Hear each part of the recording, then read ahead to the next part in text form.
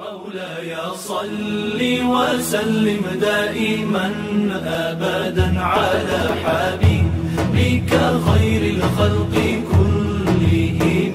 مولاي صل وسلم دائما أبدا على حبيبك.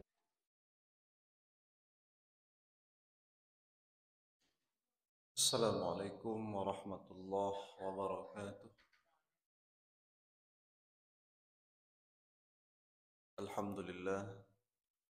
الحمد لله وكفى، والصلاة والسلام على الرسول المصطفى النبي المجتبى سيدنا محمد وعلى آله وصحبه ومن اتبع الهدى.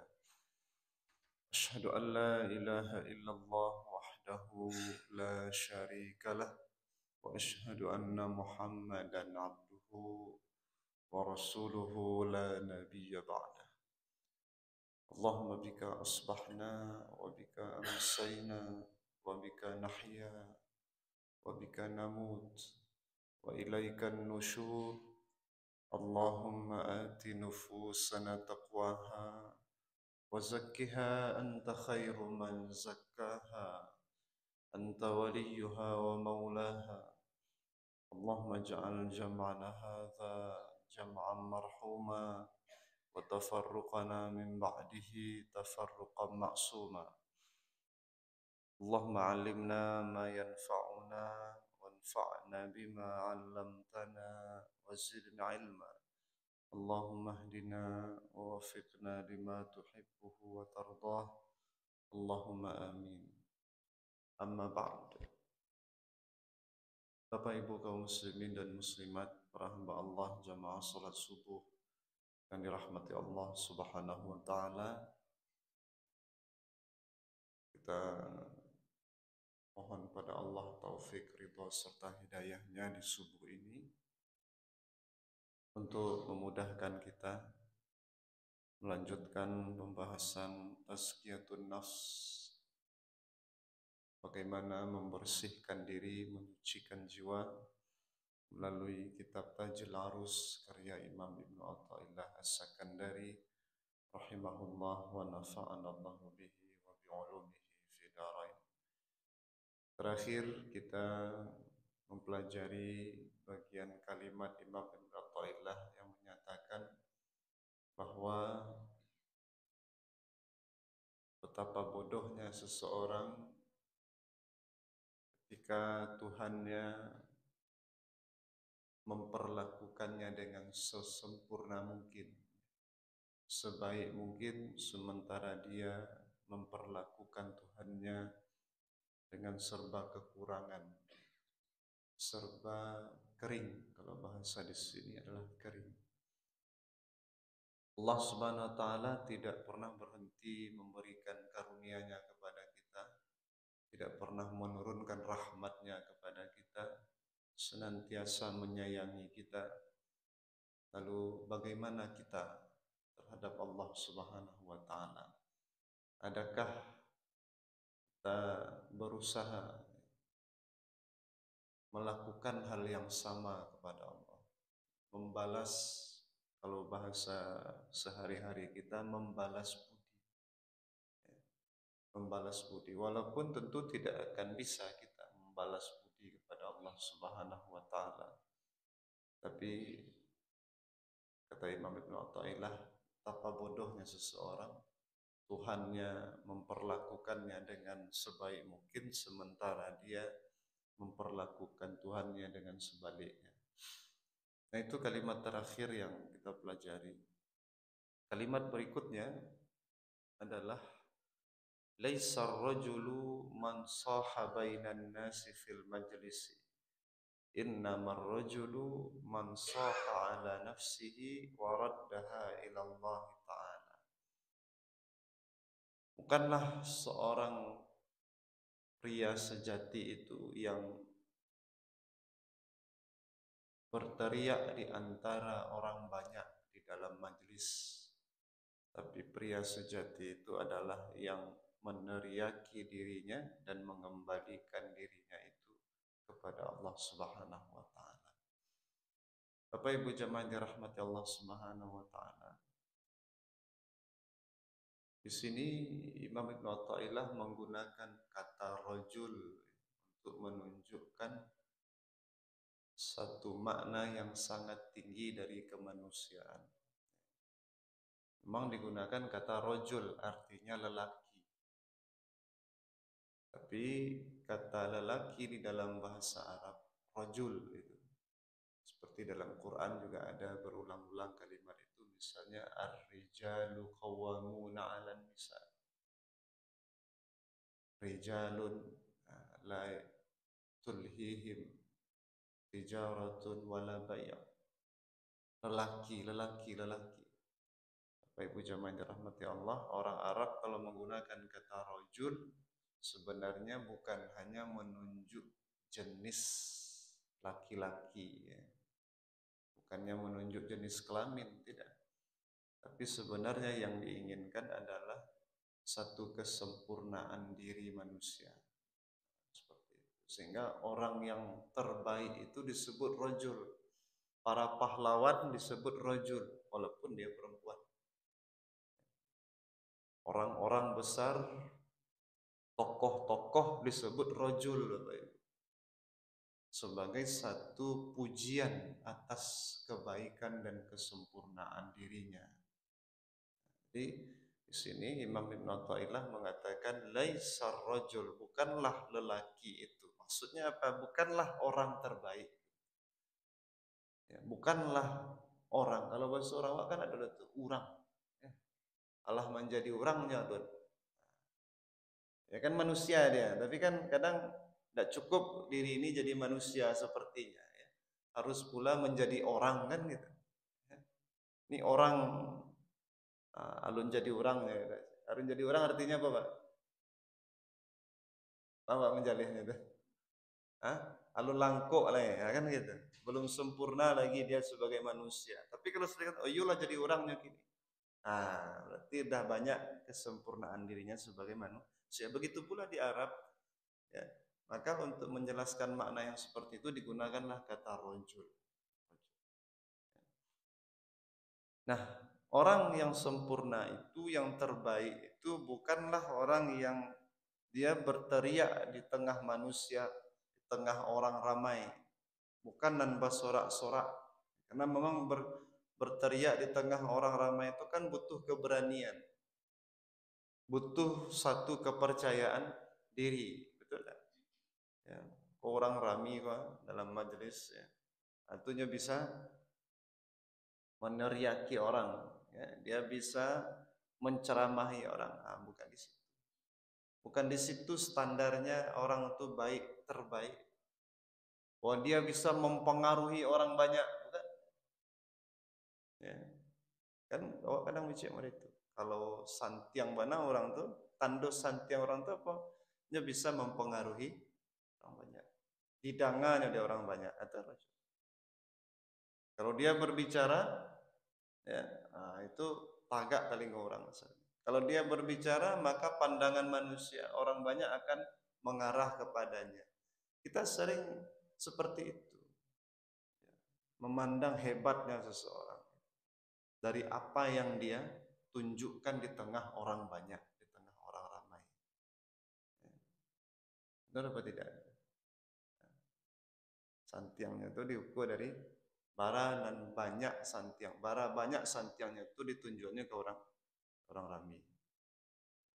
Nah, di sini diambil satu momen di mana orang manusia kita ini sering melabeli orang itu hebat, sempurna, terbaik ketika dia bisa mempengaruhi, dia berteriak, dia berbicara di depan orang banyak, lalu orang memperhatikan. Dia kendalikan orang lain.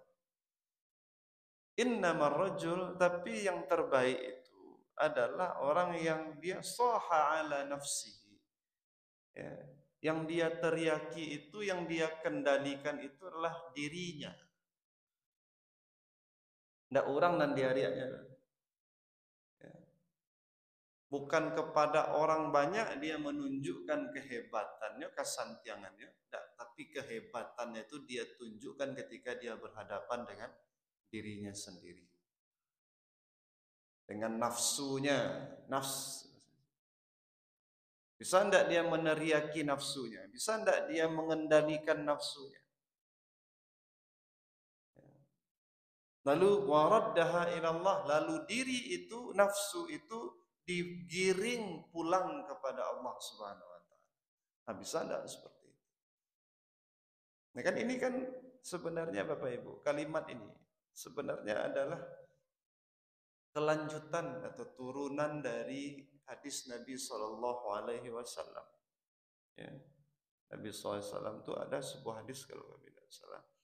Ya. Al-kayyisu, maksudnya begitu.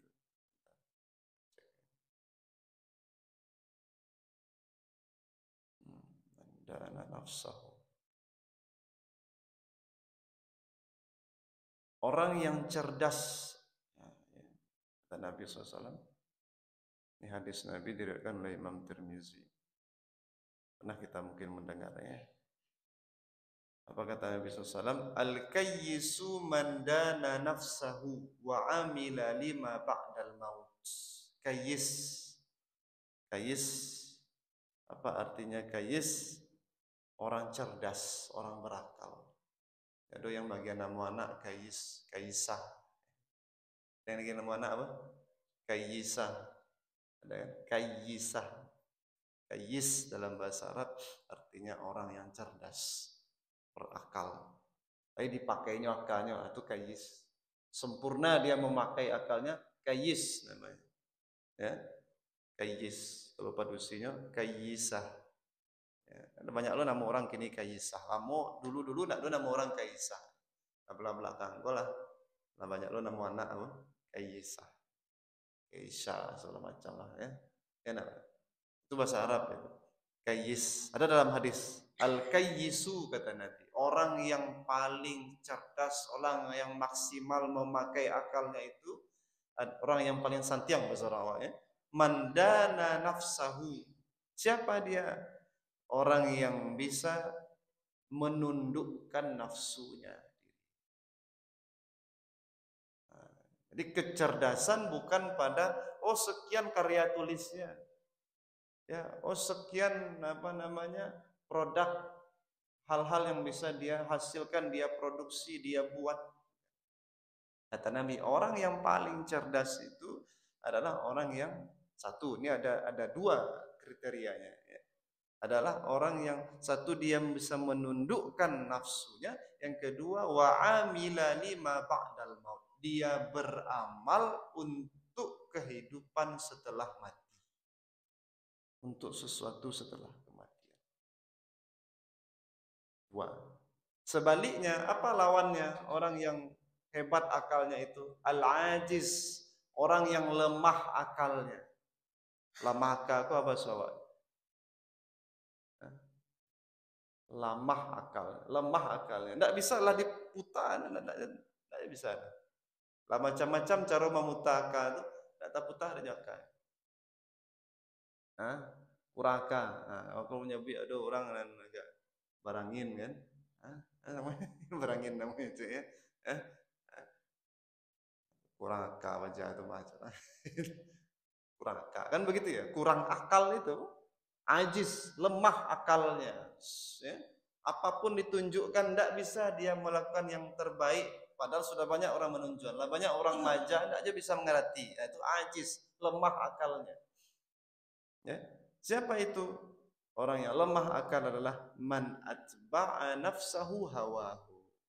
Siapa yang keinginannya ya, mengikuti dorongan-dorongan nafsu. Wa tamanna 'ala Allah, tapi dia berharap juga dapat sesuatu dari Allah. Itu tidak mungkin. Orang kalau sudah mengikuti hawa nafsu yang selalu diikuti, nah itu janganlah berharap mendapat kebaikan dari Allah. Itu bodoh sekali itu. Yang harusnya apa? Kalau ingin berharap kebaikan dari Allah, kendalikan hawa nafsu, bukan diikuti hawa nafsu. Tapi kan menarik hadis Nabi di pangkal tadi mengatakan, orang cerdas ternyata itu. Orang yang menundukkan nafsunya dan beramal untuk yang sesudah mati. Jadi Jadi agama ini Bapak Ibu jemaah yang dirahmati Allah sebenarnya telah meletakkan standar-standar kebaikan itu dengan sempurna. Tidak perlu kita buat lagi standar-standar lain. Dia sudah ada. Standar cerdas. Cerdas. Kita mendidik anak keturunan, anak cucu di sekolah kan supaya apa? Supaya pintar, supaya cerdas kan begitu. Pertanyaannya, apa pintar yang kita inginkan itu pintar yang bagaimana? Cerdas yang seperti apa? Tidak usah kita pikir-pikir, agama sudah menunjukkan.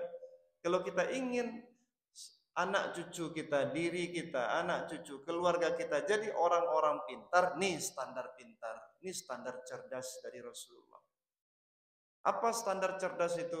Satu, dia bisa kendalikan nafsunya. Bukan hanya kendalikan orang. Bukan hanya mengendalikan orang, tapi mengendalikan nafsu. Itu lebih berat. Lebih susah. Di depan orang banyak, betapa kita ini bisa melakukan kebaikan-kebaikan. Tapi di depan nafsu sendiri, betapa banyak kita kalah. Ya. Kok kamu menasehati orang? Nah, mau dikini kok dia temimpat loh. Kalau maingian orang, orang santian. Tapi ketika diri dan salah, berapa orang banyak lupa kekuatannya tadi, kehebatannya itu. Hilang kehebatannya. Apa istilah orang-orangnya itu? Romai Rama itu lagunya tuh. Semut di seberang lautan nampak, gajah di pelupuk mata tak kelihatan. Kan ada lagunya tuh. Ya. Semut di seberang lautan, bara jauh hanya lawi, sebarang lawi. Nampak dia sama itu. Tapi gajah di pelupuk matanya tidak nampak. Mengoreksi orang sangatlah hebat. Mengoreksi diri bagaimana? Kehebatan itu adalah ketika orang mampu mengoreksi dirinya, tidak hanya mampu mengoreksi orang lain. Ini nasihat-nasihat penting ya, untuk kesucian diri, untuk kebersihan jiwa. Kalau Bapak Ibu, nasihat yang kadiagi ke anak cucu. Orang hari raya berkumpul. Inilah bulan lagi nih kok. Jumadil, Jumadil ula atau Jumadil akhirah. Sebentar lagi kita ke Ramadan lagi ya, bulan ini kan? Tak lama lah Ramadan nih kok. Berapa bulan lagi? 3 bulan lagi. Februari lah Ramadan bang. Februari apa Maret? Nah, kini lah Oktober akhir, November, Desember, Januari Ramadan. Rayo lo kan? Kan kumpul kita dengan keluarga. Apa yang harus dikasih nasihat? Ini diantaranya nih. Kalau yo santiang pakailah santiang itu untuk mengendalikan diri, mengendalikan hawa nafsu. Karena Nabi bilang begitu. Hebatnya orang, ya, berakalnya seseorang standarnya apa? Dia bisa mengendalikan hawa nafsunya. Jadi adalah seorang guru kami dulu, ajak ketemu dengan salah satu orang paling kaya di Bukit Tinggi. Pokoknya orang kok, kalau karenanya orang jadi wali kota, mesti datang ke rumah beliau, itu saking kaya. Ajaklah guru kita ini ketemu dengan, karena ini orang baik, orang kaya ini wakafnya tuh banyak, sedekahnya banyak. Alabara orang di barangkaiannya baik sekolah kian kemarin. Itu pas ketemu itu, ternyata orang kaya ini pakai mobil Karimun, Pak. Gede, Pak. Ya, apa kata guru kita? Nah, ini baru orang kaya nih, gitu. Orang kaya begini, gitu. Orang kaya itu tidak perlunya pakai Pajero dulu. Ya. Tapi kalau orang pakai, kata guru kami ini, kalau pakai Pajero pakai alenan baru kini, waktu Cino kan apa gini, pakai Alphardnya, itu kan orang kayu, itu orang baru kayu itu. Kalau orang sabana kayu itu tuanya biasa saja. Tibonya, perannya orang yang mungkin 1-2 orang kayu di Bukit Tinggi, maksudnya. 2 orang paling kayu di Bukit Tinggi, ini maksudnya. Waktu Karimun ya, Karimun, ketik. Nah ini benar orang kaya nih. Jadi ada standar-standar kecerdasan, standar kekayaan itu. Bukan orang yang melampiaskan, dia sudah mampu punya harta banyak, lalu kemudian anang kandak di Bali, anang taraga di Bali, enggak. Itu bukan orang cerdas, bukan orang hebat. Gitu.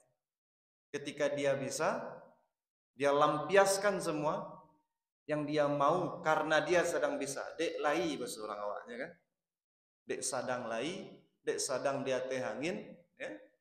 Maka dilampiaskanlah semua yang diinginkan. Itu bukan orang hebat, bukan orang berkuasa. Nah, orang hebat itu ketika deknya sadang lai itu makanya kendalikan keinginan. Ketika dia sedang berkuasa, di saat itu dia kendalikan emosinya. Dan mentang-mentang sedang berkuasa, lalu semua lawan-lawannya diberangus. Ya, sebagaimana banyak di dunia terjadi begitu, naik apa namanya raja ini, maka semua raja-raja sebelumnya semua antek-anteknya di penjara. Naik presiden ini, maka semua yang berlawanan politik dengan dia di penjara. Bukan begitu, itu bukan orang hebat begitu. Sedang dapat kekayaan, ya apa namanya lado sadang maha kan gitu. Mahal lado. Lado sadang maha, piti sadang banyak. Bagi petani lado. Ya. Itu babali-balian saja kan. Bali rupa, bali oto, bali kok. Ingat satu saat nanti lado itu bisa murah. Ya. Hati-hati. Tapi apa? Ketika sedang lado sadang maha itu, ngali lado kan. Di situ mulai kendalikan. Tidak usah ditahan dulu, disimpan dulu kan. Ketika lagi disimpanlah, tidak ada baru dikaluan. Itu kan kemampuan menahan diri. Orang-orang cerdas yang bisa berpikir begitu. Berarti dia melihat sesuatu di masa depan. Dia tidak melihat apa yang ada nampak hari ini saja. Tapi kalau mentang-mentang, Rasulullah SAW Bapak Ibu, ketika Fathu Makkah pernah kita mendengar peristiwa itu kan, peristiwa besar yang diabadikan di Al-Quran. Inna fatahna laka fatham mubina. Ya, lalu ada idza jaa nasrullahi wal fath. Itu Fathu Makkah. Wa ra'aitan nasa yadkhuluna fi dinillahi afwaja. Kamu akan lihat orang berbondong-bondong masuk Islam. Fathu Makkah. Banyak ramai orang masuk Islam sejak Fathu Makkah. Nabi SAW masuk Mekah, menaklukkan Mekah. Ya. Menguasai Mekah. Menaklukkan kan artinya itu. Sadang di hati angin kawan. Tidak ada orang Mekah itu sekuat apapun yang mampu menghadang Nabi dan kaum muslimin waktu itu. Kalau Nabi ingin katakan eksekusi ini semua orang yang selama ini memusuhiku. Eksekusi artinya apa? Bunuh, ya. Bunuh, penggal semuanya yang pernah menyerang Madinah. Abu Sufyan kan juga kawan-kawan itu. Kalau Nabi mau bisa kan begitu kan? Sedang berkuasa. Bisa. Tapi apa kalimat Nabi Bapak Ibu? Ketika Fathu Makkah itu kepada orang Mekah sudah berkumpul di sekeliling Ka'bah itu, Nabi berdiri di depan Ka'bah. Apa kata Nabi SAW? Ini cerdasnya Nabi, melihat sesuatu di masa depan. Bukan hanya melihat apa yang sedang dimiliki hari ini. Beliau sedang punya kekuasaan, beliau bisa saja kita habisi semua orang-orang Mekah ini. Bisa saja. Kenapa? Selama ini orang-orang Mekah itu sudah pai Nabi ke Madinah, bakaja aja Nabi itu ke Madinah. Bacari aja Nabi itu, bau sawo aja membunuh Nabi itu. Padahal Nabi itulah di Madinah. Baraka jahitnya orang Mekah. Abu Jahal, Abu Sufyan, sudah macam ini. Baraka jahitnya. Tak di Mekah Nabi itu lah. Masih berusaha. Usahanya untuk membunuh Nabi. Kalau awak lah murid itu Bapak Ibu, ya. Orang nanti sabanta bau sawo ke membunuh awak, tahu mana? Ini kita punya kemampuan untuk menghabisinya, mesti kita habisi dia. Tapi Rasulullah tidak. Di tengah-tengah orang Mekah yang tertunduk lesu itu ya, kalah itu, Nabi berdiri di depan Ka'bah, mereka mengumpul semua. Apa kata Nabi? Antumul tulaqa. Hari ini kalian adalah orang-orang yang bebas. Hari ini kata Nabi, aku memaafkan kalian semua sebagaimana Yusuf memaafkan saudara-saudaranya. Bahkan Nabi Yusuf memaafkan saudara-saudaranya.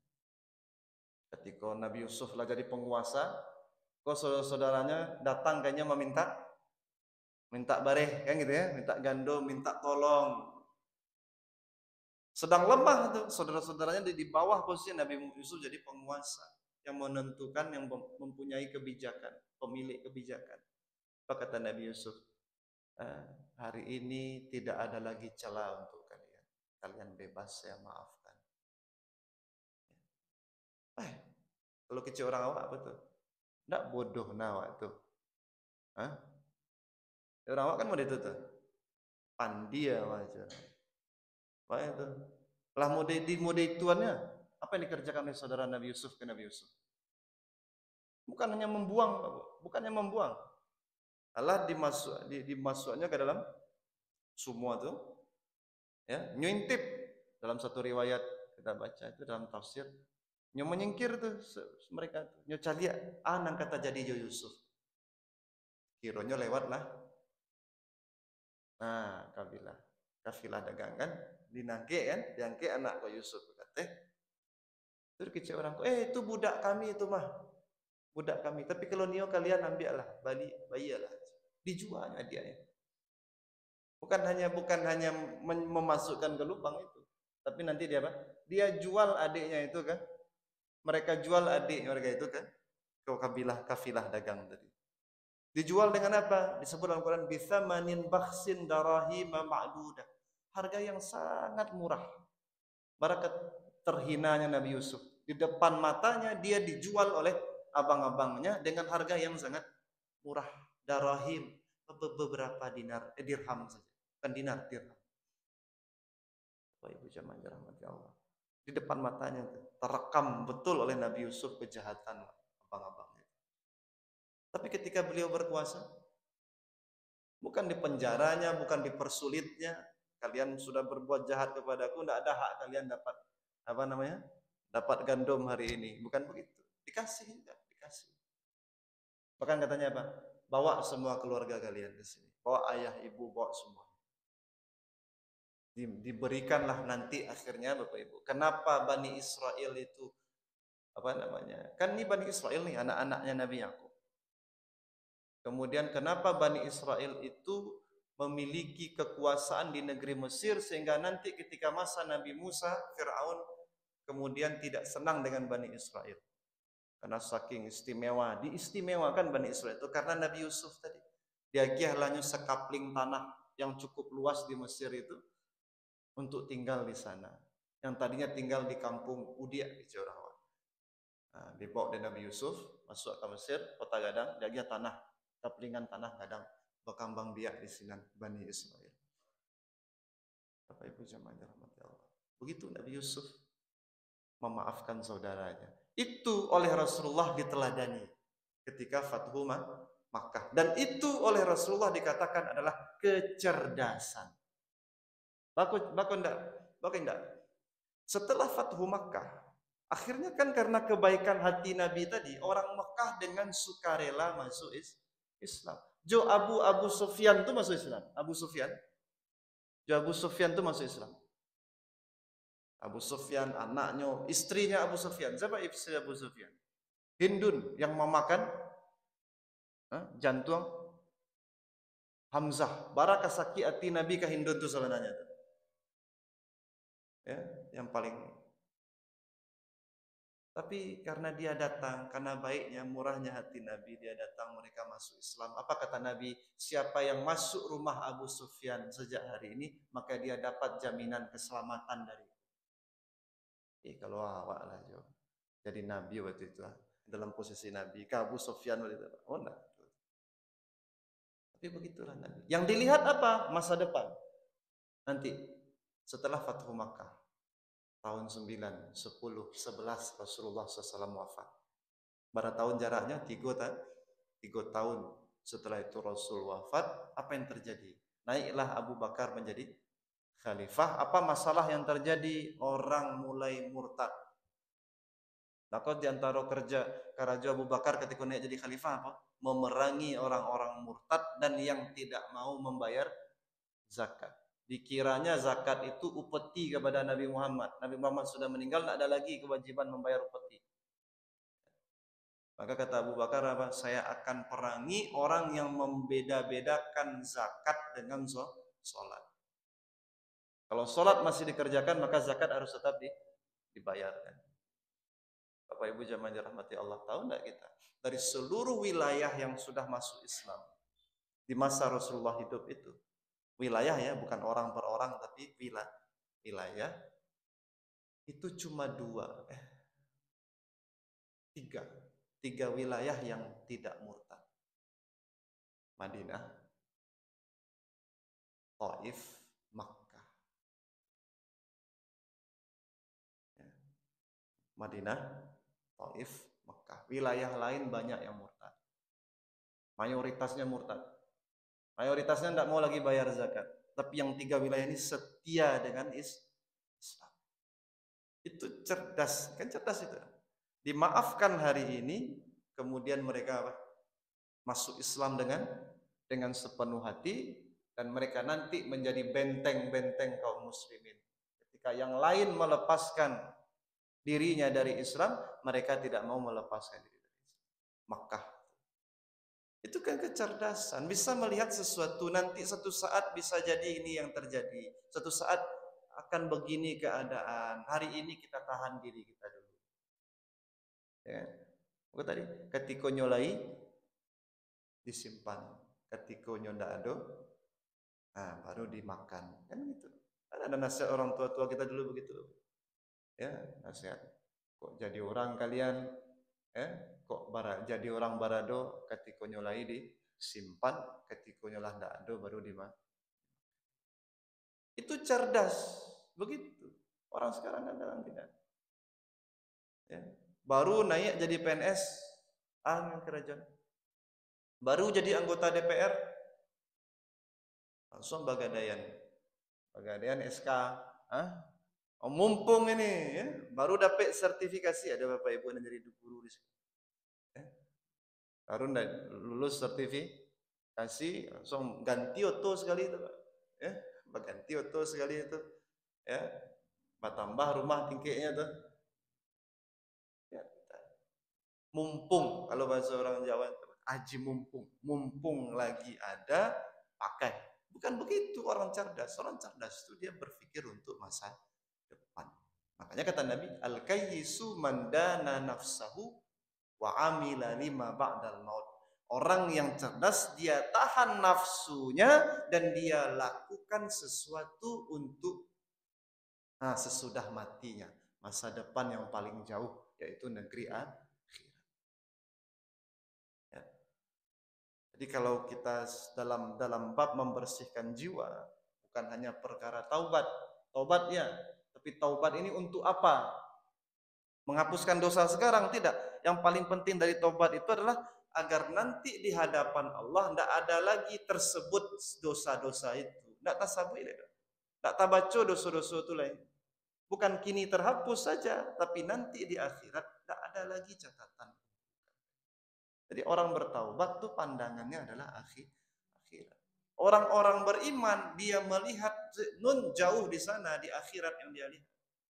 Imam Ahmad bin Hanbal ketika ditanya oleh anaknya, wahai ayah, betapa lelahnya hidup ini, apa kita tidak berehat dulu, istirahat dulu kita sejenak?